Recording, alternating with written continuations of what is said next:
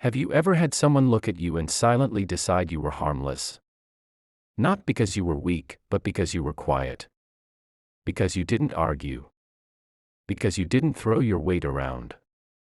That's the kind of mistake people with power make all the time. They assume silence is ignorance. They assume politeness is submission. They assume the man who avoids conflict will never fight back. And sometimes, that assumption costs them everything. I'm not a dramatic person. I've never been the loudest voice in the room. I don't enjoy confrontation. And I definitely don't enjoy legal battles or power struggles. For most of my adult life, I've made decisions that prioritize peace over pride. If something doesn't affect me directly, I let it go. If someone wants to feel important, I let them have it. That personality trait served me well for decades. Until it didn't. Because this story isn't about me suddenly becoming vengeful. It's about what happens when someone keeps pushing. Long after they should have stopped. Almost 30 years ago, I bought a piece of land that most people wouldn't have given a second look. At the time, it was part of a much larger farm that had already been broken up and sold off in chunks. The best pieces went first, plots near the main paved road. Close to the old farmhouse. Easy to access and easy to sell. What I bought was different. My land sat at the back of the old farm. There was northwest paved road leading to it. Just a dirt track that connected to a quiet municipal road most people didn't even know existed. It wasn't glamorous. It wasn't convenient. But it was cheap, spacious, and peaceful. And that was exactly what I wanted. Back then, I had plans. Real plans. I imagined farming, growing things. Slowing life down instead of letting it rush past me. Life, of course, had other ideas. Those farming dreams never turned into reality, but I held onto the land anyway. Something about it felt stable. Like an anchor in a world that kept changing faster every year. For a long time, nothing happened. The land just sat there. Quiet. Forgotten. Then the area started to change. About 20 years ago, a group of landowners decided they were done waiting. They organized themselves, lobbied the municipality, and managed to have the entire area officially designated as a residential suburb. Roads were paved. Water lines were installed. Electricity followed soon after. Suddenly, land that had been ignored for decades was worth real money. A construction company closely linked to these organized owners started contacting people who owned land, but hadn't built yet. They offered to build houses at incredibly reasonable prices, as long as enough people signed up. It was a coordinated effort, and it worked. Around the same time, one of these organized owners, a man who would later become very important in my life, approached me with an offer. He wanted to buy half of my land. I agreed. The price he paid was nearly 4 times what I had originally paid for the entire property 10 years earlier, combined with a small bank loan. That money allowed me to build a large, comfortable house on the remaining land. For a while, life was good. I lived in that house for a few years, enjoying the quiet and the space. Then my mother moved in with me. The plan was always temporary. I intended to subdivide the remaining land again and build a smaller house right next door for her. We talked about it often, where the windows would face, how the garden would look, how close we'd be without being on top of each other. We never got that far. An undiagnosed tumor took her quickly. By the time doctors found it, there was nothing they could do. One moment I was planning a second house, the next I was planning a funeral. If you've ever lost someone like that, you know how places can become unbearable. Rooms feel heavier. Silence feels louder. Eventually, even comfort turns into pain. Not long after she passed, I moved out of the house and decided to rent it out. Just weeks before I left, the same organized owners started discussing something new. An HOA.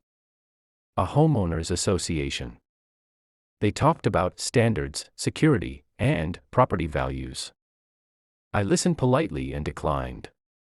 I had no interest in being told how to manage my own property, especially by people who seemed more interested in authority than community. Soon after, I left the area entirely. I lived about an hour away and focused on my own life. I assumed the HOA would form without me and that would be the end of it. It wasn't. 2 years later, the men who had bought half my land contacted me again. By this point, the area had 2 entrances. One from the original main road near the farmhouse, and another from the quieter municipal road, the one that ran right past my property. The HOA wanted to block the old entrance. They wanted my road to become the only way in and out. They framed it as a security upgrade. Less traffic. Better control. A safer neighborhood. But to do that, they needed cooperation. They needed access. They needed land. They also wanted me to join the HOA. I said no. Firmly. Repeatedly. Eventually, they stopped pushing the membership issue and asked for something else instead. They wanted to place a large neighborhood sign at the edge of my property. They wanted to build a guard hut. They wanted security stationed there permanently. On my land. We negotiated. They would mow my lawn and pay me the equivalent of about $35 a month in exchange for the small portion of land they needed. It was almost nothing to them. They already employed full-time gardeners. For me, it meant free maintenance on a large property and a little extra money each month. It was simple. It was fair. And it worked. For over a decade, everything ran smoothly. The HOA expanded. Security became permanent. My tenants stayed the same. They occasionally asked me to join the HOA. I always declined. Life was calm. Too calm.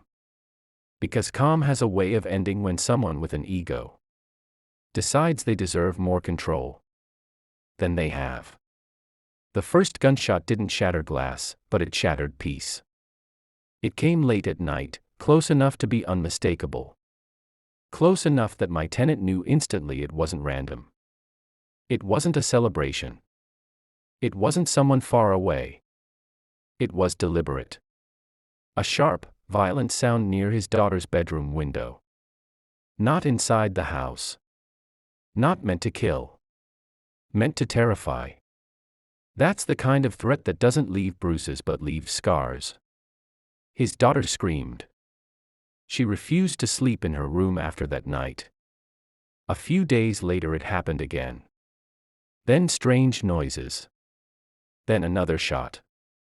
3, maybe 4 incidents spread over a month. Always near the same window, always at night. Fear moved in and refused to leave. The police were called, of course, but fear doesn't care about procedure. No witnesses. No cameras pointed in the right direction. No evidence strong enough to act on. Just a frightened family and a neighborhood that suddenly started whispering about security and danger. My tenant wasn't an emotional man, but when he called me, his voice cracked. He didn't ask for anything. He didn't demand. He just told me he didn't feel safe anymore, and neither did his child. That's when this stopped being a distant landlord problem and became personal. I felt responsible. I owned that property. That family trusted me. And that's when the HOA appeared. Not with compassion. Not with concern. With timing that was almost impressive in its cruelty. They contacted my tenant first. Then they contacted me. 2 different conversations, same underlying message. They talked about ongoing security issues and the unfortunate risks of open access. They said they had wanted to build a full perimeter wall for years. Concrete walls, electric fencing, security cameras everywhere, a proper gated community. But there was a problem they had never been able to solve. They couldn't legally build the wall unless every property inside the boundary belonged to the HOA, including mine. Especially mine. Because the road past my land had become the most important access point. They framed it carefully. Smooth voices. Calm reassurances. They told me that if I joined the HOA, they would give me written exemptions. I wouldn't pay monthly fees. My property would be excluded from most HOA rules. My tenant wouldn't be harassed. And in exchange, they would finally build the wall and secure the entire neighborhood. They leaned hard into the fear. Into the image of a child waking up screaming at night. Into the idea that this could happen again. And worse. I looked for the trap. I genuinely did. But in that moment, it felt like there wasn't one. Safety for my tenant. Peace of mind for a child. No financial downside for me. On paper, it looked like a rare situation where everyone won. So I agreed. I signed. And I trusted them. That was my real mistake. The construction took just over a year. It moved fast. Walls rose where there had been open land for decades. Electric fencing buzzed quietly once it was switched on. Cameras appeared on poles, watching every angle. Security guards were stationed permanently near my property. Just like before, only now everything felt heavier. More controlled, more official. The HOA congratulated itself constantly. They talked about increased property values, improved safety, prestige. For a while, it seemed like the fear had been worth it. The gunshots stopped. My tenant relaxed. His daughter slowly started sleeping in her room again. Exactly 1 month after the final section of wall was completed. The illusion shattered. My tenant received a formal HOA warning. Dogs barking. That was the complaint. He thought it was a mistake. He laughed when he called me. He told them the property was exempt, just like I had been promised. The HOA's response was cold and immediate. They told him the exemptions had been canceled. No negotiation. No apology. 30 days to comply or face fines. That's when I finally opened the mail. Letters I had ignored because I believed I was protected. Letters I thought were irrelevant because I trusted the agreement. What I read made my stomach drop. The HOA hadn't just canceled the exemptions going forward. They had retroactively erased them.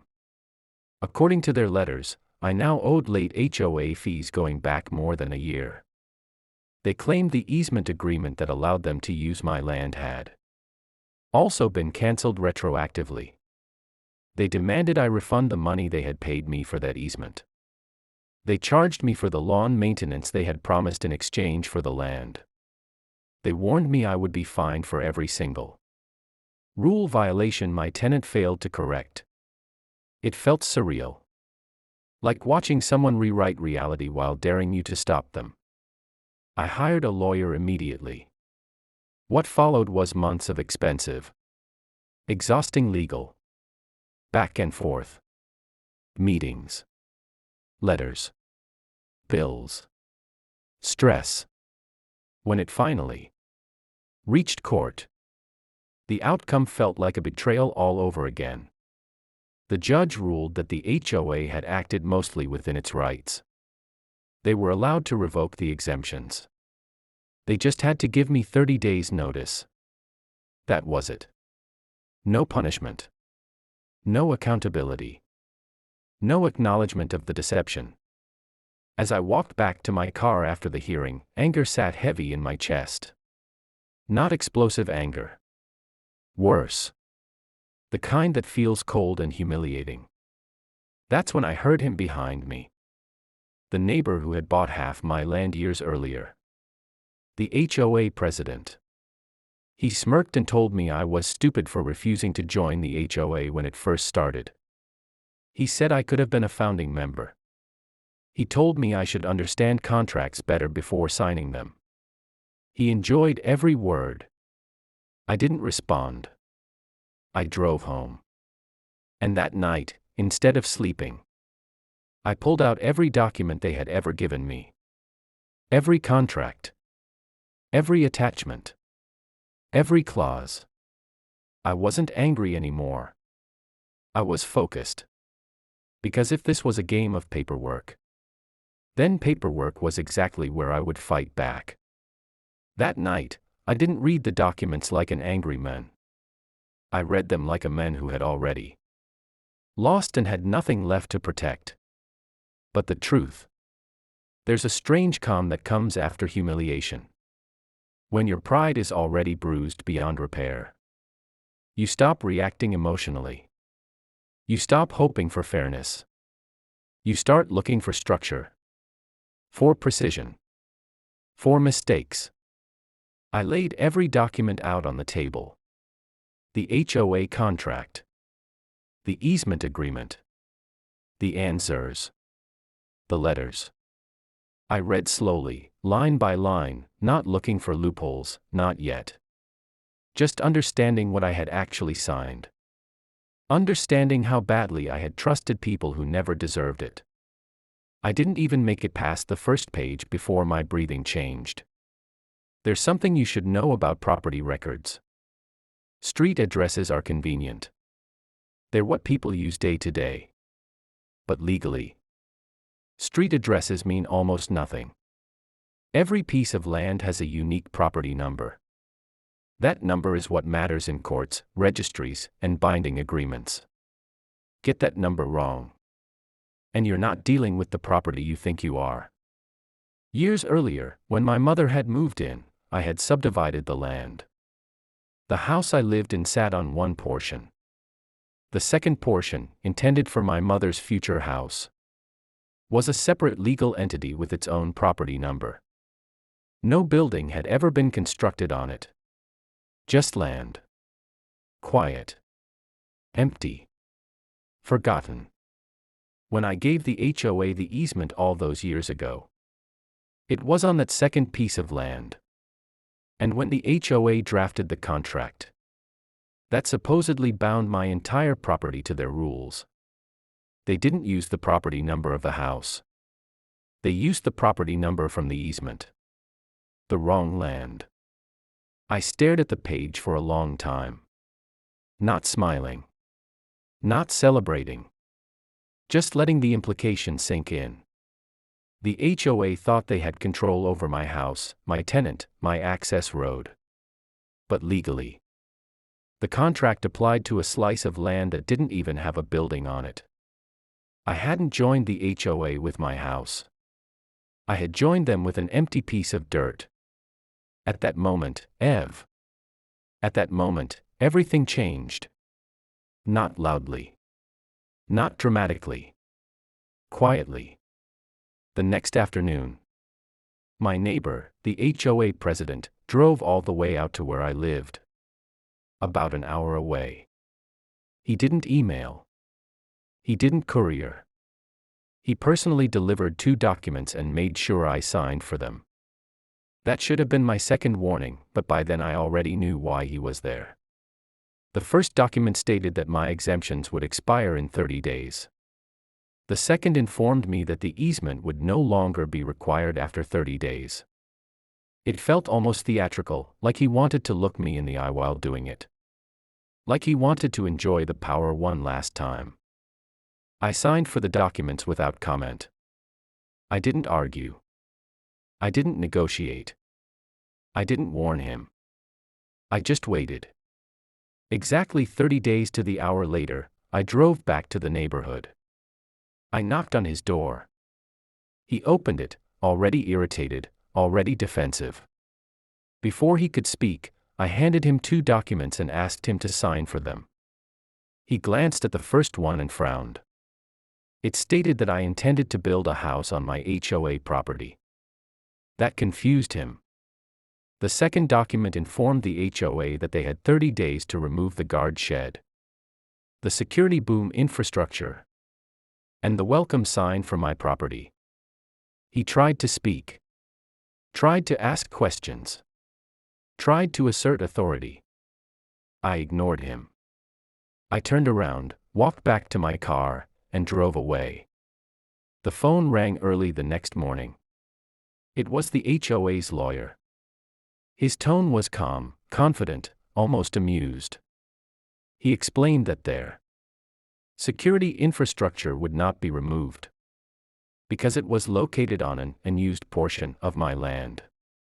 According to the HOA contract, they were allowed to use small unused portions of HOA members' land for the common good at no cost. I told him calmly that the land was no longer unused. I told him I was building a house there.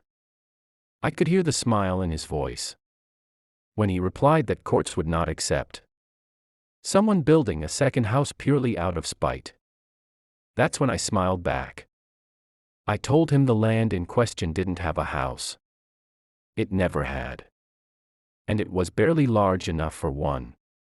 Once built on, there would be no space for guard huts, booms, signs, or anything else. I told him to look up the property number in question and call me back. Then I hung up. It took them almost 5 days. 5 days of silence while lawyers scrambled, documents were pulled. And reality finally caught up with arrogance. When the lawyer called back, his tone was very different. He said the easement couldn't be cancelled without the HOA's permission. I emailed him a photo of the document they had personally delivered to me canceling the easement. That afternoon, the HOA president invited me to lunch. His treat. He said we should talk things through like reasonable adults. I said no. He tried again 2 days later. No. Other organized owners called. Some angry. Some pleading. Some pretending to be neutral. I said no to all of them. Eventually, the lawyer called and asked if we could come to some sort of arrangement. He suggested exemptions in exchange for access to my land. I said no. And I asked him not to call me again.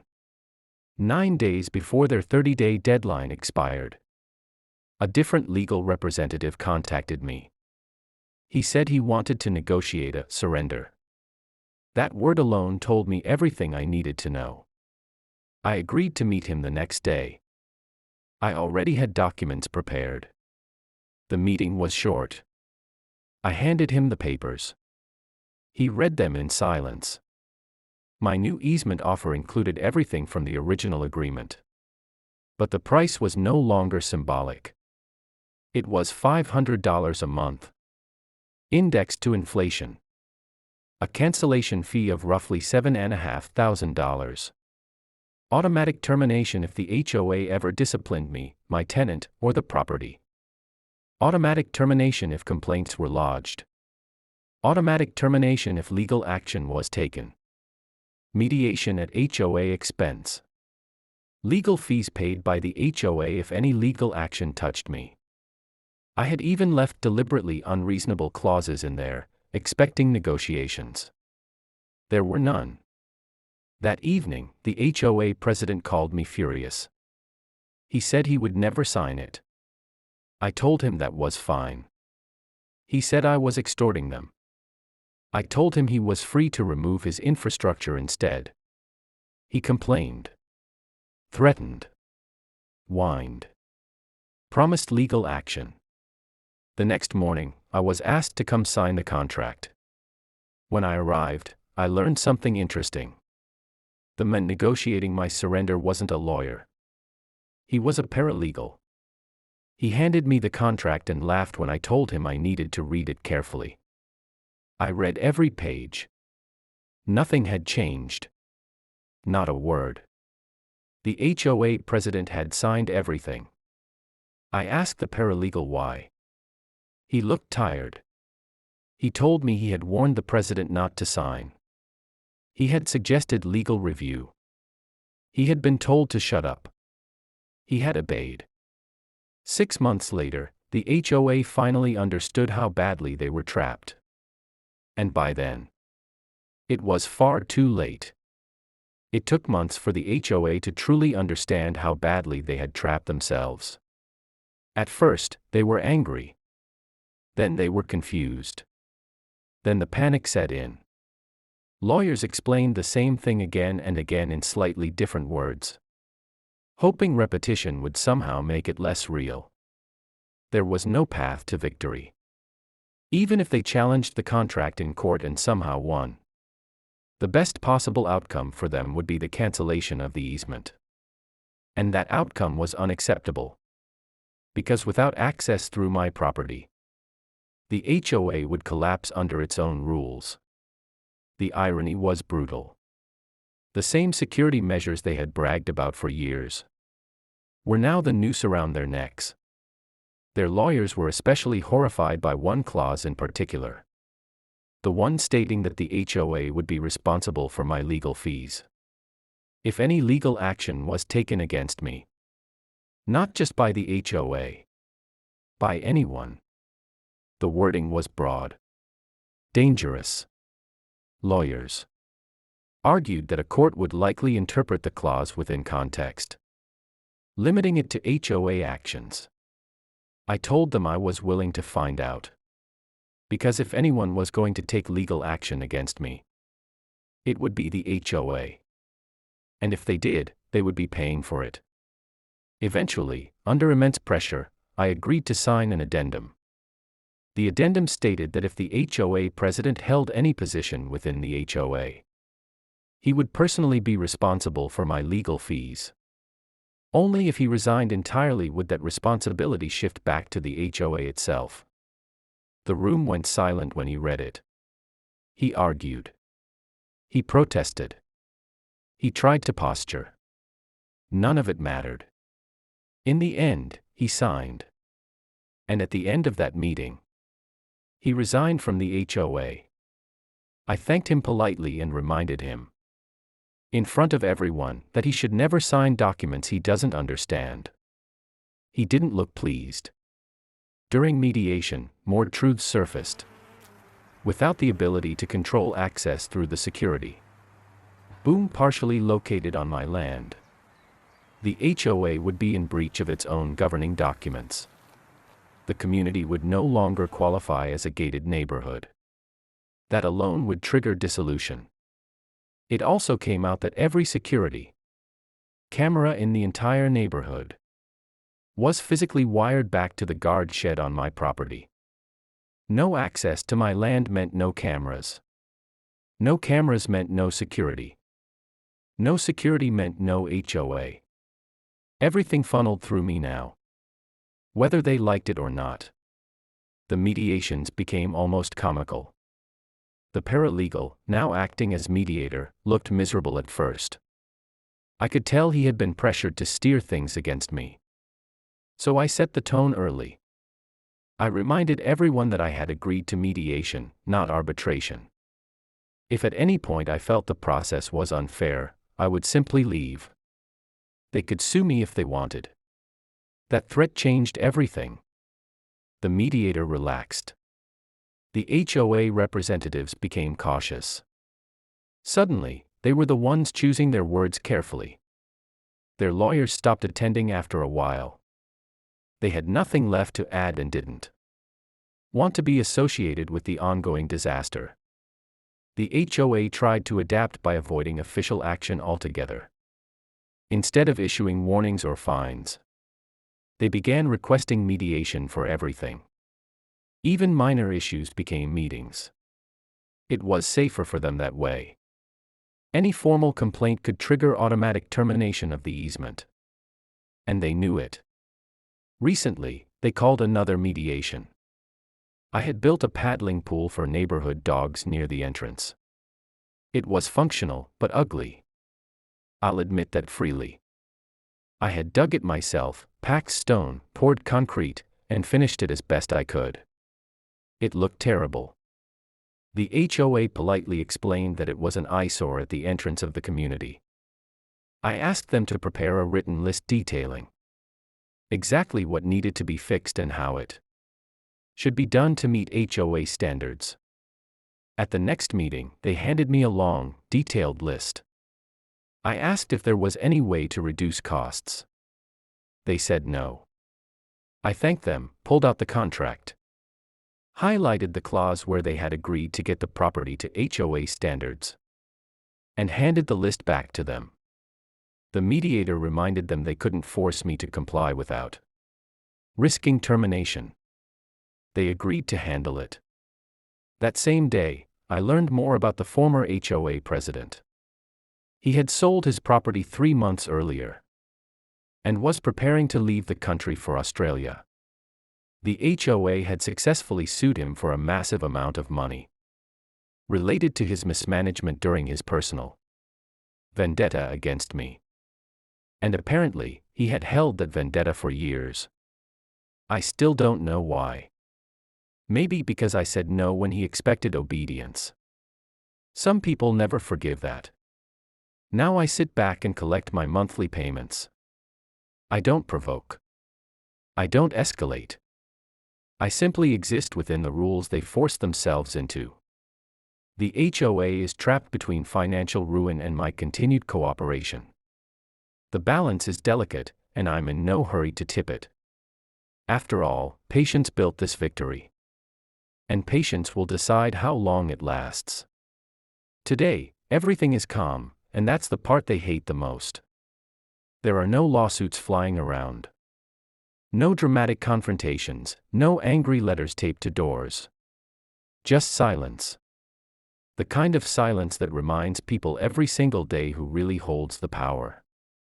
The HOA still exists, but barely. It functions like a machine forced to move slowly, carefully. Afraid that one wrong motion will cause everything to fall apart. Every decision they make passes through an invisible filter called me. They don't issue fines anymore. They don't send threats. They don't even pretend to be aggressive. Every interaction is polite, cautious, almost respectful. Not because they like me, but because they have to. My tenant lives peacefully now. His dogs bark when they want. His daughter sleeps through the night. No warnings. No fear. The cameras still run, the gates still close. The guards still stand at attention. But everyone knows the truth. None of it exists without my permission. The access road, the wiring, the easement. The clauses they rushed through without reading properly. All of it forms a quiet cage they locked themselves inside. They wanted control. They built it. They just forgot to ask who held the key. Sometimes new residents move in and ask why the HOA rules seem softer near the entrance. Why that property feels different, untouchable. The board gives vague answers. They call it a special situation. They never say my name. They don't have to. The tension does it for them. The former HOA president is gone now. Living on the other side of the world. His pride shredded by paperwork and his own signature. He thought power was loud. He thought intimidation was strength. He was wrong. Power is quiet. Power is patience. Power is letting someone believe they've won while the contract says otherwise. I still get paid every month. On time. Without excuses. I don't remind them. I don't chase them. I don't need to. The agreement enforces itself. I don't seek revenge anymore because I don't need to. The system they tried to use against me now protects me perfectly. And that's the real ending. Not a dramatic explosion. Not a courtroom victory speech. Just the slow realization, day after day, that they can never undo what they signed. Never regain the control they thought they stole. and never escape the fact that the one property they tried to dominate became the foundation of their survival. They wanted me inside the HOA so they could control me. Instead, they built an HOA that can't exist without me. And that's a lesson they'll keep paying for.